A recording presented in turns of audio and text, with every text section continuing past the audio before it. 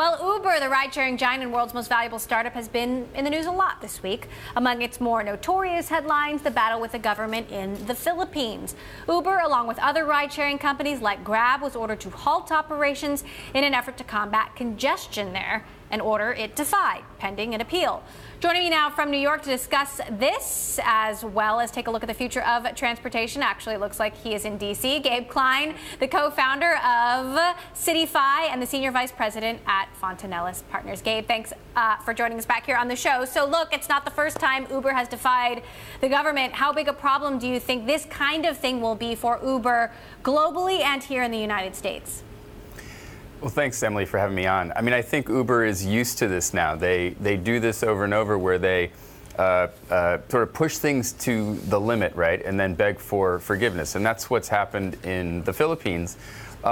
They were suspended for a month, and that's a significant problem for them on the revenue front, but also, obviously, it gives Grab, their competitor there, a big opportunity to grab market share, no pun intended. And so that's a loss. But, you know, I think that this is a problem they're going to continue to face around the world, particularly in places like Europe and Asia, because, you know, their governments might be a little more authoritarian or more sort of left-leaning. And I think that they're in a situation where the technology is moving so fast, the business models are evolving, and the governments feel like they can't keep up. And so they're trying to slow things down, and Uber obviously doesn't like that.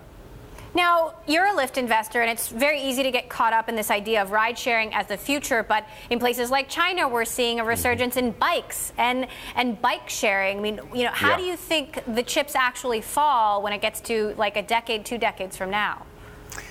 I'm very excited about the renaissance of the bike. You know, I was the commissioner of the DC and Chicago Departments of Transportation at one time, and we implemented one of the first large-scale bike-sharing services in the U.S., here in Washington, D.C., then in Chicago. And people love it. And sometimes I think we overcomplicate people's trips. You know, the use case for a 1 to 2 to 3 mile trip, which is about 70% of trips in cities, is perfect for biking. And so when you look at whether it's Ofo or Mobike, Spin, you know, they're US-based companies, Chinese-based companies coming into the US. And I know that the existing docked bike share operators and sometimes cities are worried about it.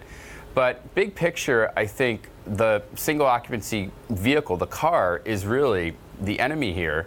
I shouldn't say enemy, it's the market opportunity. And so as that goes down, there's going to be huge opportunities for bikes, for people to walk, for driverless shuttles, and various other technologies and modes to fill the gap.